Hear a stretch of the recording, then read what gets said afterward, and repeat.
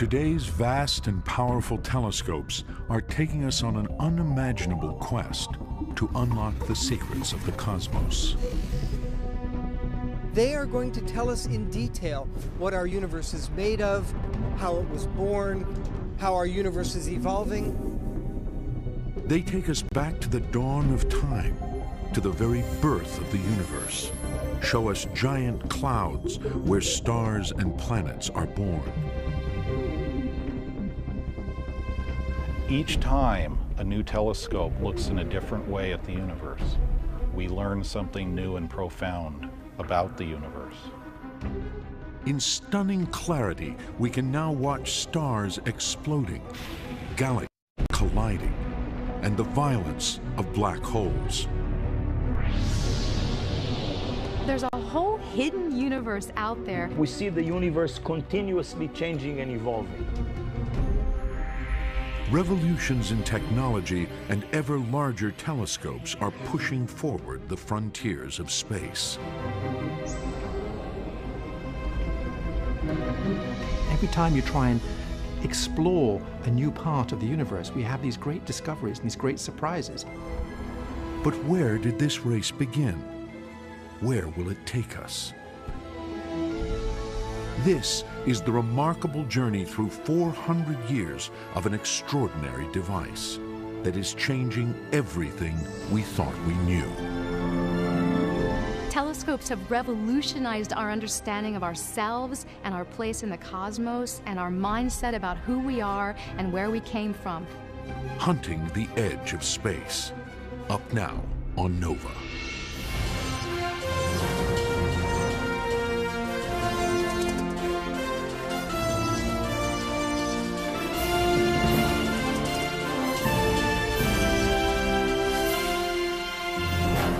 Major funding for NOVA is provided by the following: the David H. Koch Fund for Science, supporting NOVA and promoting public understanding of science. Discovering new knowledge. HHMI. And the Corporation for Public Broadcasting and viewers like you. Thank you. Additional funding from Lockheed Martin, inspiring tomorrow's engineers and technologists. Additional funding for Hunting the Edge of Space is provided by the Alfred P. Sloan Foundation, supporting original research and public understanding of science, technology, engineering, and mathematics. And by Mount Cuba Astronomical Foundation. And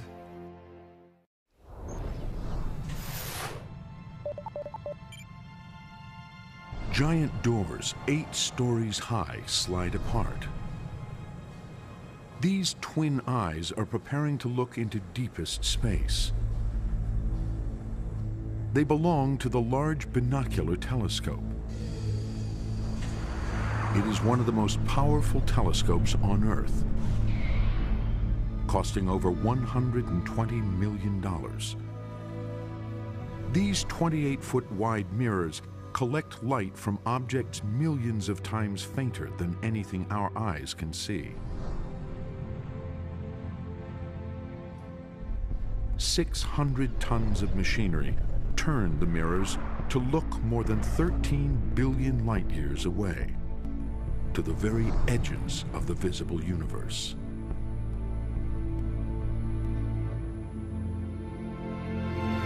Super telescopes like this are taking real images that illuminate the darkest corners of our skies.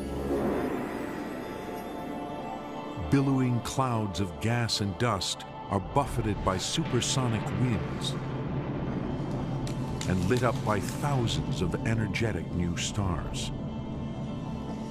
57 trillion miles high, these giant clouds of gas and dust are stellar nurseries, hiding the very birthplaces of stars and planets. Suddenly, a star's explosive death sends its superheated gas ripping through space at hundreds of miles per second. And in faraway galaxies, we can take images of invisible jets of energy screaming out from one of the most mysterious objects, a supermassive black hole. all because of high-tech telescopes. The telescope has changed the way we as a species think about ourselves. With a new telescope, you're always going to find something new because you always add to your ability to see more. These breathtaking images are only possible because extraordinary telescopes like these are staring out night after night across the globe and in space.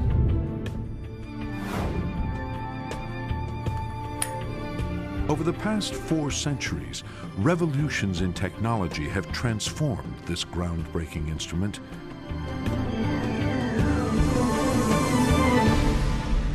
So where did it all begin? The journey starts with one man and 2 pieces of glass.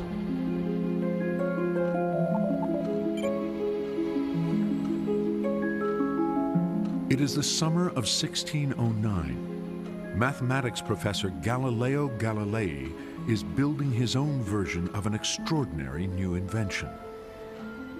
It is the telescope, a name that means far-seeing in ancient Greek. The invention has spread like wildfire across Europe from a small town in Holland. Spectacle makers working on the most precise glass lenses of the day discovered that 2 different types of lenses held at just the right distance produce a surprising optical effect. They act like a magnifying glass for distant objects. This is the birth of the telescope. Galileo immediately sees the potential of the invention. Galileo is a practical mathematician. That's his trade. He designs instruments, he teaches the use of these instruments, and these instruments are often used for warfare. Galileo works out how to increase the magnifying power of the telescope to 8 times what our naked eyes can see. And he hits on a military use for it. And it would be particularly advantageous if you could see the enemy before he can see you. The Venetian military buys this new device as a spyglass for spotting enemy ships. But then, Galileo turns his telescope from the Earth to the sky and starts a revolution. By turning the telescope to the heavens, Galileo enters a whole new regime of practice there, where this instrument can be used to discover things we didn't know before about the world. All astronomers knew of the heavens before Galileo was what they could see with the naked eye, the stars and the moon. But today, even amateur astronomers can see much, much more. Alexandra Hall spends her nights gazing up at the night sky from her backyard. I never get bored of looking at the night sky above our heads. It's like 2,000 diamonds sprinkled across black velvet. And then the moon arises. And watching the moon go through its phases, I mean, it looks different every time you look at it. To the naked eye, 5 stars sometimes appear brighter than the rest, and watched over the course of nights, they seem to move against the backdrop of the other stars. And they don't just stay in the same place like all the rest of the stars. They move around. Sometimes they're visible, sometimes they're not. Each of these bright stars is a planet, a name that simply means wanderer in Greek. Venus, the evening star, skims the horizon at sunset. Mars glows red. Jupiter and Saturn outshine everything around them. We now know that these wandering stars are actually other worlds, like the Earth, planets as we understand them today. But in Galileo's time, everyone believes they are just stars. There is only one world in the universe, our Earth, and it sits at the very center of everything. The sun appears to circle the Earth during the day, and over the long course of the night, the moon and stars also appear to rotate across the heavens, circling the Earth in giant orbits. When you stand outside, even just for a few hours at night, you suddenly notice that all the stars and the planets and the moon, everything is wheeling around your head. It's like you're at the center of things.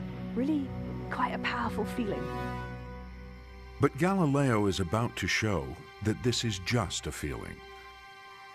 He starts to shake the known world order when he looks at the moon. The belief in his day was that all the heavenly bodies were flawless. In the old cosmology, the moon was a heavenly body and therefore perfect. But looking across 250,000 miles of space, Galileo sees something very different from the smooth sphere he expects. He sees instead a moon scarred with craters and valleys. It must have been an extraordinary moment for Galileo to peer with his little itty-bitty crummy telescope at the moon and see craters, mountain ridges, valleys. He saw for the first time geographical terrain on another astronomical object. This means our Earth is not unique in the cosmos. These patches that you see are mountains. The moon isn't smooth. It's like the Earth. But this is just the beginning. Next, Galileo turns his telescope on Jupiter, one of the wandering stars. He sees it as no one has ever seen it before. This is an exact computer reconstruction of what Jupiter looked like through Galileo's telescope. Calibrated on Galileo's actual lenses, it shows what a challenge he faced. A replica of his telescope reveals how hard it is to get a still image. Well, when I actually got Jupiter in the telescope, it was really difficult to focus because the lens quality is not very good compared to the lenses that we would get today. To the naked eye, Jupiter looks like a bright star, a spot of light. Seen through Galileo's telescope, all other stars remain as spots of light. But Jupiter suddenly appears as a much larger round disk. This blurry, shaky view of Jupiter is a revelation. Galileo comes to an extraordinary conclusion. Jupiter must be a sphere, another world, a planet as we understand it today. And around it are even more surprises. Picture yourself, you've just glued a little piece of glass on the front of a long tube, and to your utter surprise, you see 2 or 3 or maybe even 4 stars next to Jupiter, like little ducklings following a duck. Night after night, Galileo notes the changing position of these new stars. Imagine your surprise. Why should stars be following Jupiter? And of course, Galileo learned only after a week or two of watching those little ducklings following their mother that those, in fact, were moons orbiting Jupiter. Galileo knows he has something spectacular on his hands. He publishes his findings in a book called The Starry Messenger. It is the most explosive scientific book ever written. Its impact was immediate. Galileo became a superstar overnight. But the biggest revelation is yet to come. Galileo is recording something that will change our view of the universe forever. He observes the planet Venus changing shape and size over a period of months. As Galileo watches, Venus transforms week after week from a large crescent to a small round disk. Then shadows creep again across the planet, returning it to a large crescent. To Galileo, the pattern of shadows he sees on Venus can only mean one thing. Venus is going around the sun. But the belief at the time was that everything circled the Earth. Earth is no longer the center of the cosmos. And so it's said to us, wow, we're not at the center of the universe anymore. These very simple observations literally rocked the foundations of the world. No longer is the Earth the center of the universe. The sun is the center of the universe, despite what our ordinary senses tell us. But these discoveries famously bring Galileo into direct conflict with the Roman Catholic Church. The Church taught that God placed mankind on Earth at the very center of creation. Defending a sun-centered universe, Galileo was actually challenging the authority of the Church. He was contradicting what was considered as the legitimate interpretation of the Bible, and the Church couldn't tolerate this. But what Galileo saw is the solar system we understand today. The discoveries that Galileo made, they changed the world forever. The world of science, the relationship between science and religion, and the universe forever. This is the universe Galileo helps reveal. Planets and their moons orbiting the sun. Telescopes today now reveal this solar system in detail that Galileo could only dream of. Explosions on the surface of the sun, the power of 1 billion megatons of TNT.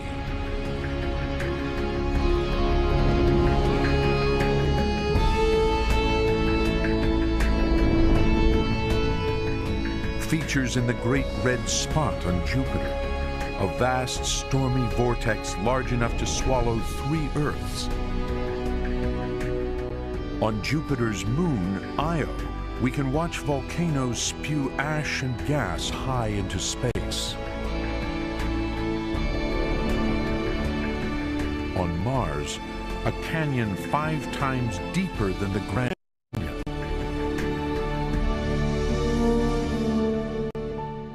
And a volcano 3 times higher than Everest. On the surface of Venus, beneath roiling clouds of sulfuric acid, mountains rise from the rocky surface. And circling the sun at the very perimeters of our solar system, dwarf planets made of rock and ice. But one planet remains an enduring mystery for even the most advanced telescopes. Saturn and its enigmatic rings. Galileo was the first to see that this planet was different from the rest. For him, the strange features he observed looked like ears. He presumed they were moons. Later astronomers saw them as a vast flat ring encircling the planet.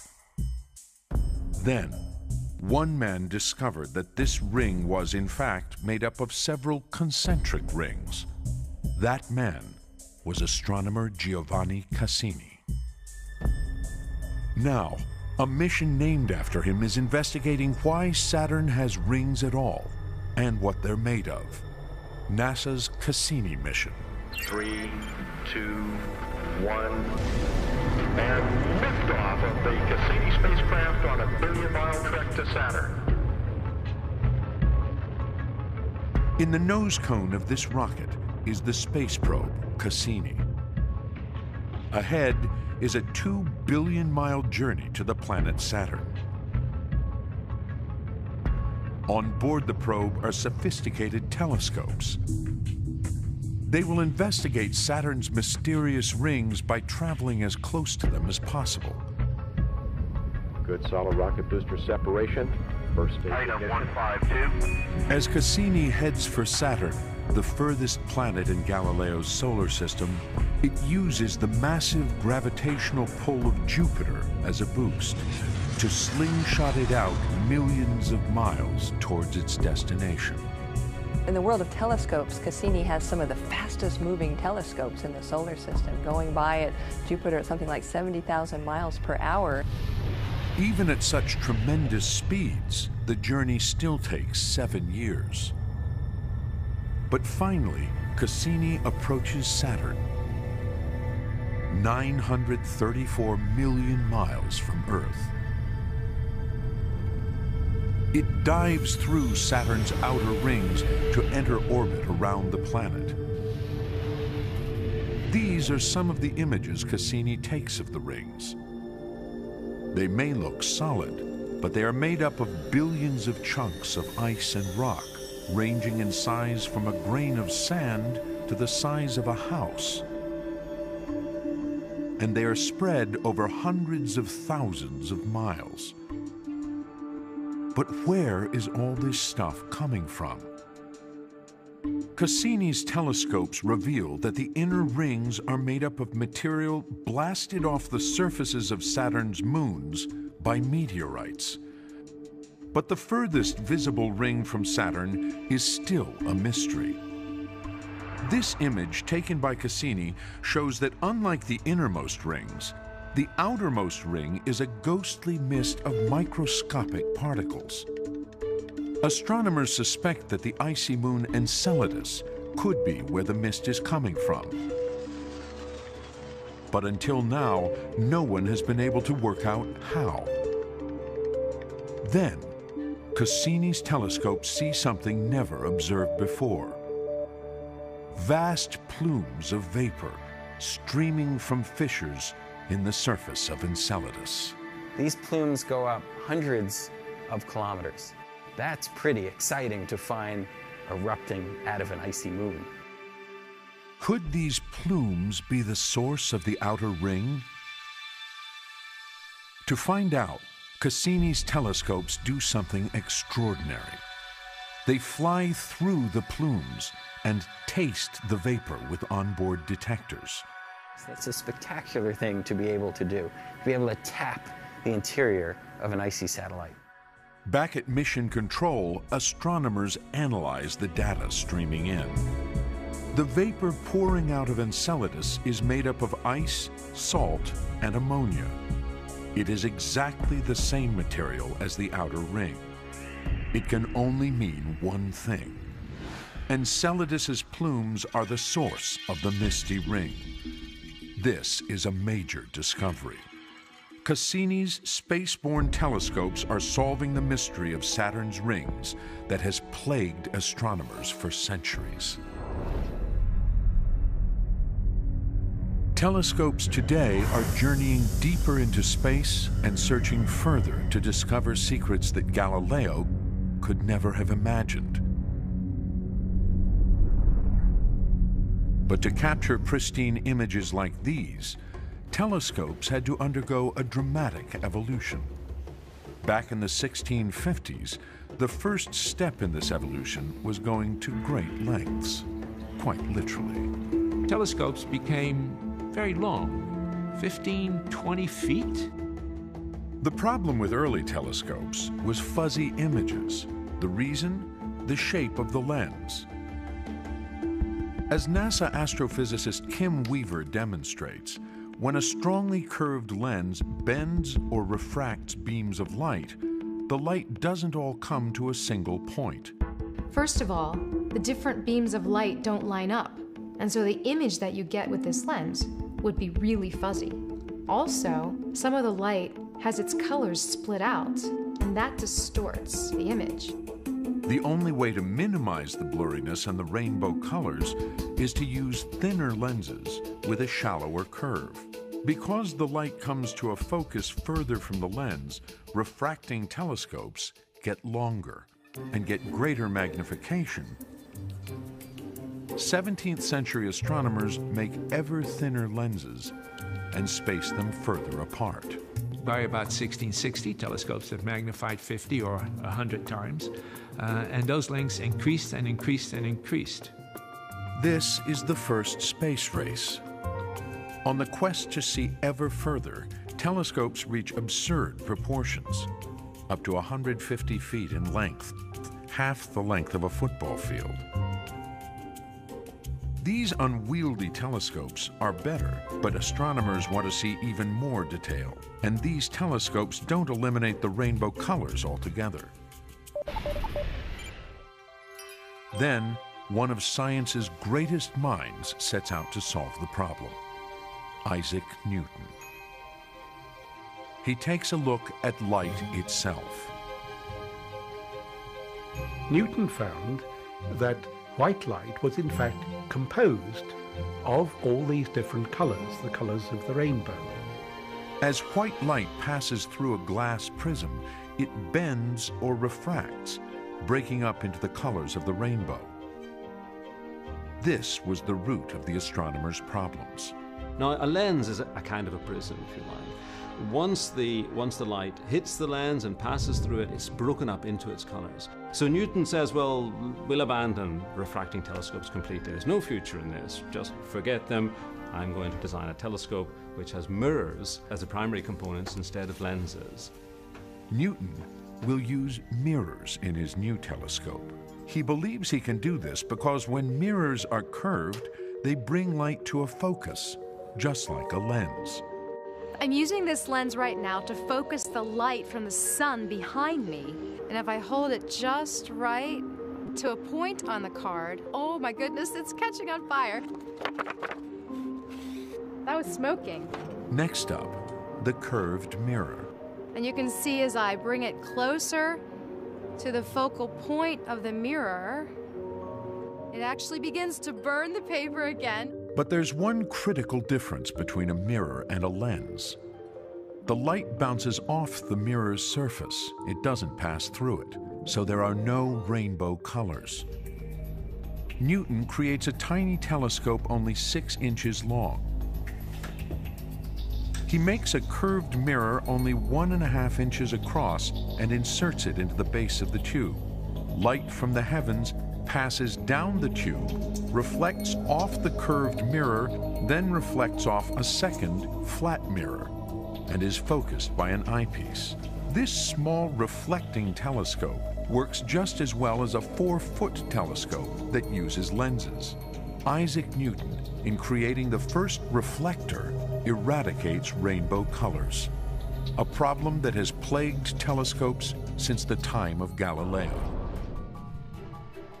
Today, telescopes stare out from observatories across the world and in space.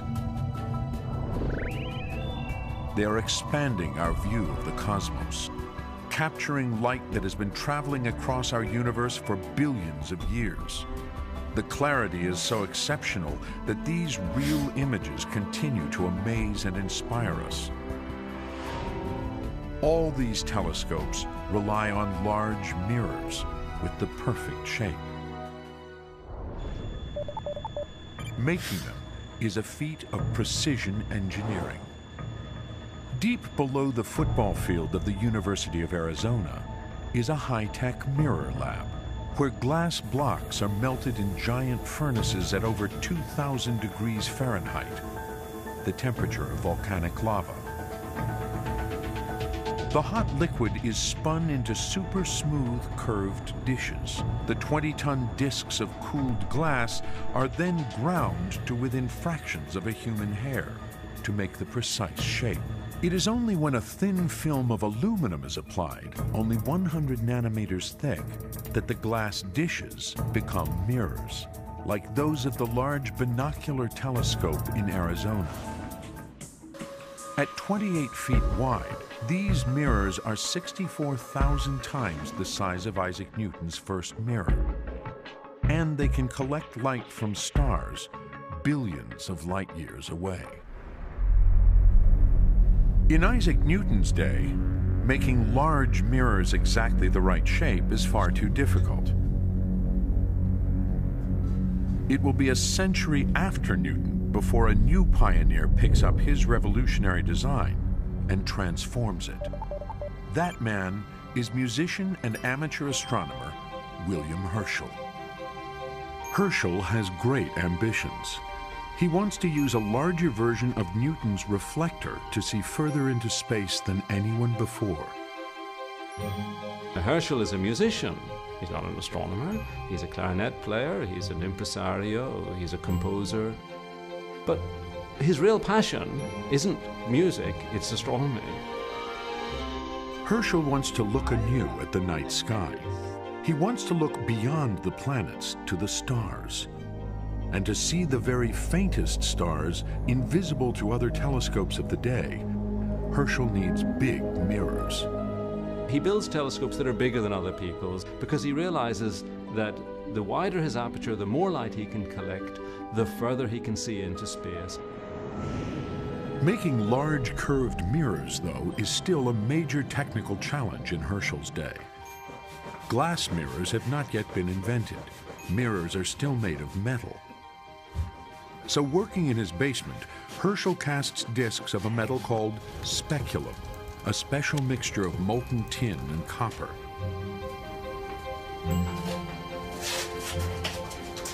These will become his mirrors. We don't know what the neighbors thought of this mad fiddler burning the entire road down.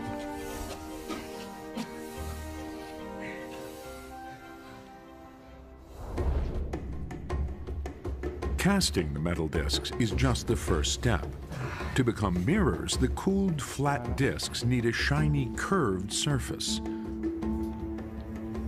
Herschel painstakingly grinds and polishes the metal discs by hand into the precise shape needed to form an image. This is the reflecting mirror, the most precious component in the telescope, made in metal by William Herschel himself, made by hand. He was like a craftsman, making something which required manual skill as well as intellectual effort. This telescope, over 200 years ago, makes a revolutionary discovery. Or perhaps a comet. In 1781, Herschel peers night after night into the heavens. At his side, his sister Carolyn. Following Delta Tauri. She records all their observations and will become a prominent astronomer herself.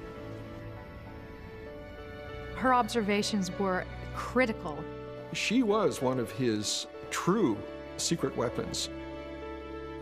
Then, on March 13th, Herschel sees an object through his telescope that they have never recorded before. A very faint star that seems to move against the backdrop of the other stars. This wandering star is a brand new planet, Uranus. The planets have been identified since the dawn of written astronomy. And then suddenly you have this clarinet player, you know, with homemade telescopes in his back garden. He discovers another one. The thing is utterly astonishing. Uranus, with its own set of rings, is the size of 63 Earths. But no one has identified it before because it is barely visible with the naked eye. 1,900 million miles from the Sun, it is twice as far from the Sun as Saturn, until then the furthest known planet. Overnight, Herschel doubles the size of the solar system. The discovery sparks a frenzied hunt for planets. It is a quest that the world's most sophisticated telescopes continue to this day. The sun is setting on Mauna Kea, Hawaii. The giant dome of the Keck Observatory opens. Its 33-foot wide mirror turns toward the heavens. Jeff Marcy is one of the world's foremost planet hunters. He is using the Keck telescope to hunt for planets in solar systems beyond our own. Well, when you look up into the night sky, you see all the thousands of twinkling lights. Those are stars like our sun. Planet hunters like Marcy think that many of these stars could have their very own planets. But finding them is another question. Your mission as a planet hunter is to find that needle in the haystack. Telescopes only made a breakthrough as recently as 1995. They recorded a perfectly ordinary star wobbling minutely. There was some gravitational pull on the star, evidence of a planet they couldn't see orbiting around it. Exoplanet 51 Pegasi b. The discovery of the first planet around a normal star, around 51 Pegasi, was an extremely profound moment for humanity. We now know, as a species, that there are other worlds out there. Since then, teams of astronomers across the world have found evidence for more than 400 other exoplanets. But most planets discovered so far are gas giants the size of Jupiter, orbiting far too close to their suns to support life. And a planet that can support life is what the planet hunters are really after. What we'd love to know is whether there are other Earths, habitable worlds out there, whether they are lukewarm with liquid water, having the vibrancy, the conditions suitable for life, and perhaps even intelligent life. Looking for small rocky planets like Earth is a whole new ballgame. Cue a brand new NASA space telescope called Kepler. And liftoff of the Delta II rocket with Kepler on a search for planets in some way like our own. Kepler's 3-year mission is to find planets the size of our Earth orbiting other stars. Vehicles now going supersonic. I think Kepler is going to go down in the history books as one of the greatest telescopes ever in the history of humanity. Kepler's mission is to collect light from a field of 100,000 stars inside our Milky Way, looking for clues to other worlds. As the dust cover falls away, it begins measuring the starlight. All that happens is you watch the star, and Earth happens to orbit in front of the star. It blocks a tiny fraction of the starlight on its way, and when it blocks that light, the star dims a tiny amount. Kepler has already discovered several new exoplanets. It hasn't found an Earth-like planet yet, but astronomers believe it is only a matter of time. I believe in the next few years we will have the first detections of Earth-like planets, places that you might indeed want to call home. Though Kepler is looking at 100,000 stars, this is only a tiny patch of the sky. There are hundreds of billions more stars out there to search. The hunt for exoplanets requires that we look at hundreds of thousands of stars. So planet hunter David Charbonneau uses more down-to-earth technology. The revolution has been to use Hubble telescopes to study the closest stars. Using small robotic telescopes, he scans 2,000 stars that are far less bright than our own sun. This makes it easier to spot a small planet passing in front of it. And he has discovered a planet only 2.7 times the size of our Earth, a super-Earth. Importantly, it appears to be covered in water and have an atmosphere. At 400 degrees Fahrenheit, it is still too hot to inhabit, but it's a tantalizing glimpse of what is out there. If we can succeed in finding habitable worlds, then that would have implications far beyond mere astronomy. In a bid to find habitable planets, the professional astronomers are getting a little bit of help on the side. Amateur astronomers are central to our understanding of planets orbiting other stars. Amateur astronomers are stationed, of course, all over the world. They have telescopes which are certainly large enough to conduct the survey. Ron Bissinger is one such astronomer. He is following in the footsteps of William Herschel and his discovery of Uranus. When I come up here every night and open that thing up, fire up the telescope, fire up the computer, I know the target star I'm going to look at. Everything's mine. That's my world alone. I may, for that night, be the only human being looking at that star. He has a telescope advanced enough to help out the professionals. Professional observatories cannot spend the time staring at one star night after night after night, but we can. He too waits for the telltale dimming of a star's light, just one star at a time. To find a world out there no one's ever known of, or seen or detected before, from your own backyard, a person who is not a career scientist. I don't know of any other scientific endeavor where somebody like me or so many other amateurs can do that kind of thing. Bissinger's patience has paid off. He has already discovered several large exoplanets of his own, though all are too close to their suns to support life. Like all known exoplanets, They orbit stars within our galaxy. We know today that this is a vast collection of stars in which our Sun, Earth, and solar system also reside. But just over 200 years ago, we didn't even know we lived in a galaxy.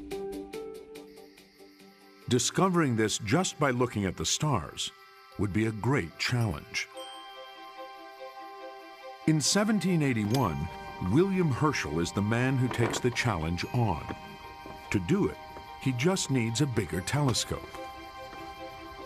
He builds a reflector 20 feet long.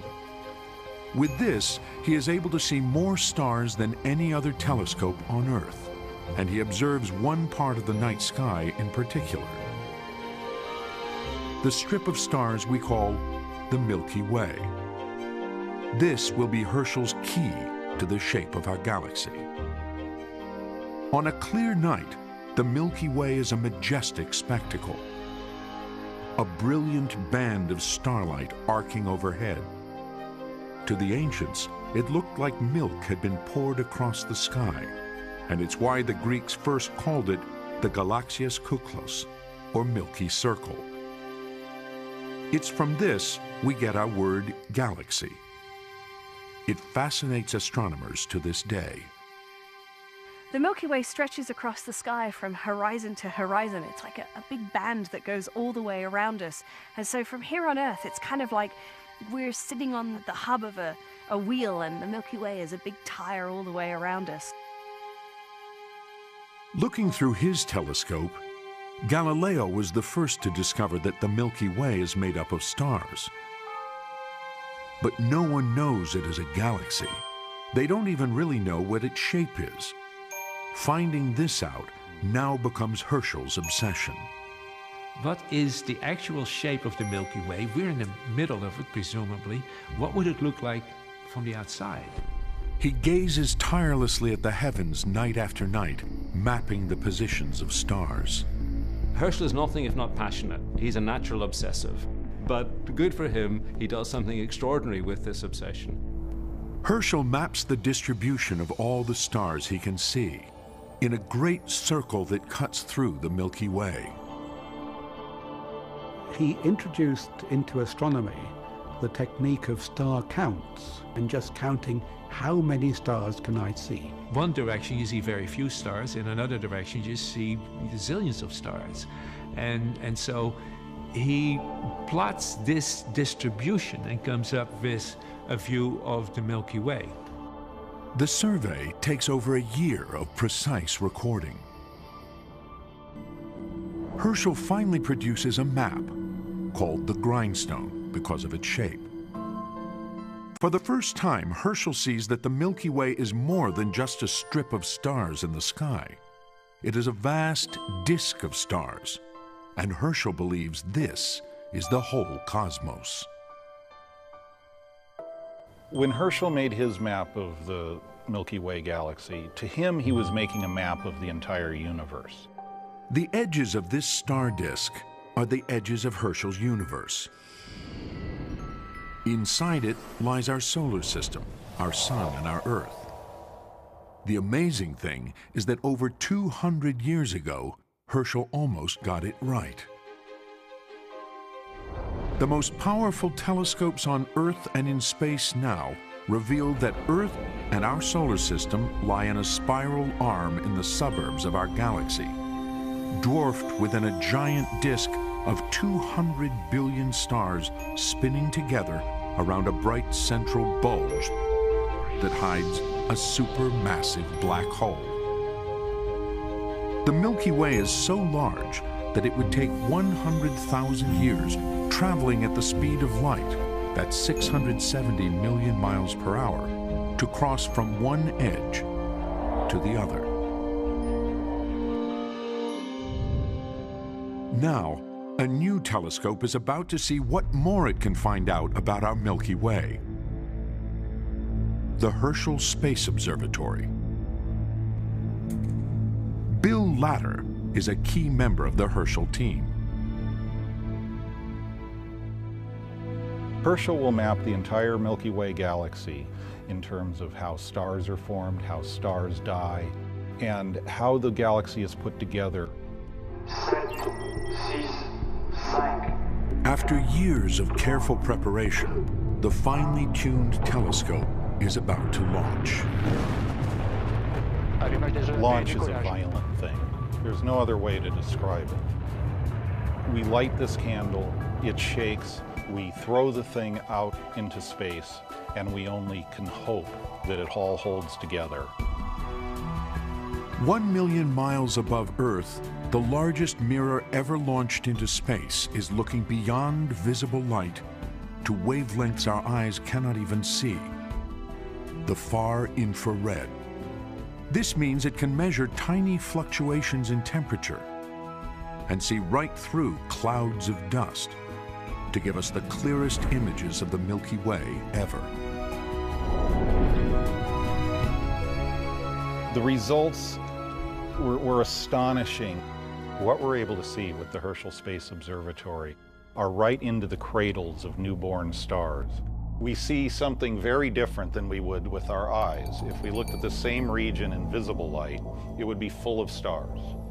But here, in the infrared, we're seeing dust and gas that really make up the majority of material in our galaxy, and it's where stars form. No other telescope is able to see the Milky Way in this detail. Stars in these regions of our Milky Way were invisible to William Herschel. Yet over 200 years ago, he can see more in the night sky than anyone before him. And as he maps the stars through his telescope, one great mystery remains. Thousands of strange objects that astronomers can't explain. They call them nebulae, Latin for clouds. There are fuzzy patches of light that you can see in the sky. They kind of look like pieces of the Milky Way that have been detached, and a couple of them you can actually just see with the naked eye. But through a telescope, there are thousands of them, and they have all kinds of different patterns and shapes and sizes. They're quite beautiful and quite mysterious. One of my favorites is the Andromeda Nebula, which you can actually see with the naked eye. And through a telescope, find it here. It's really mysterious. You just see this glowing light that gets brighter and brighter towards the middle. It's like, what is that? Herschel makes a catalog of these mysterious objects, counting and classifying over 2,300 nebulae. But even with his giant telescopes, Herschel can't tell what they are or where they are. There were little smudges that you could see in the best telescopes of the day. Those smudges were thought to be nebulae, clouds of gas, but people began wondering how far away those smudges were. The mystery of the nebulae will continue to perplex astronomers for decades. 60 years later, at Birr Castle, Ireland, the eccentric Lord Rosse builds the largest telescope in the world. He wants to finally crack the enigma of the nebulae. 6-story walls support a cube 60 feet long, and the mirror is the height of a man. He's a natural engineer, and if you see the great Leviathan of Parsonstown, as it's called, this great 6-foot aperture telescope, it's a vast machine. Lord Rosse points the telescope at the nebulae. He sketches what he sees. For the first time, the fuzzy clouds begin to come into focus. Inside some of them, Rosse can see stars and spiraling structures. But there is a problem. Rosse's telescope can only move up and down, and the mirror tarnishes easily. The giant telescope falls into disrepair. It will take 80 years, a great revolution in technology, and a telescope bigger than Galileo ever imagined, high on a mountain peak, for the mystery is finally solved. This great telescope on Mount Wilson, California, will reveal that the spiral nebulae, first sketched by Rosse, are in fact separate galaxies beyond our own. The universe will be blown wide open. It completely revolutionized our idea of the scale of the universe. No longer were we just confined to the Milky Way. Our galaxy, the Milky Way, will no longer be the only galaxy in the cosmos. It will become just one of hundreds of billions of galaxies spinning within an inconceivably vast universe. The introduction of telescopes to astronomy opened up an entirely new window on the universe. The race will continue to build bigger and bigger. Our technology has reached a point where we can build gigantic ground-based telescopes. We can launch huge space-based telescopes and see the most distant things in the universe. The telescope is pushing forward the frontiers of our universe. So what will colliding galaxies billions of light years away tell us about our own Milky Way? And right at the limits of the cosmos, what will the afterglow of the Big Bang tell us about how our universe began? Every time you try and explore a new part of the universe, we have these great discoveries and these great surprises. Most surprising of all, telescopes will reveal that right now we can only see 5% of the universe. Only a few percent of the total matter and energy content of the universe consists of things that we can see. So what is the rest of the universe made of?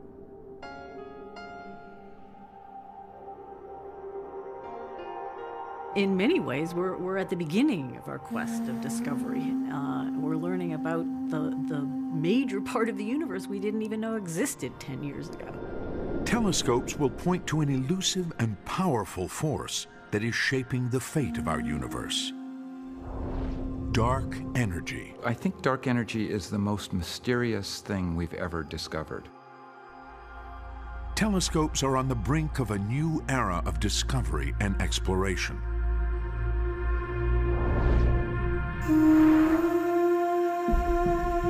It's such an exciting future to think about all of the discoveries yet to come. We are uncovering a universe we are only just beginning to understand, as telescopes that are bigger and more sophisticated than ever continue the hunt for the edge of space.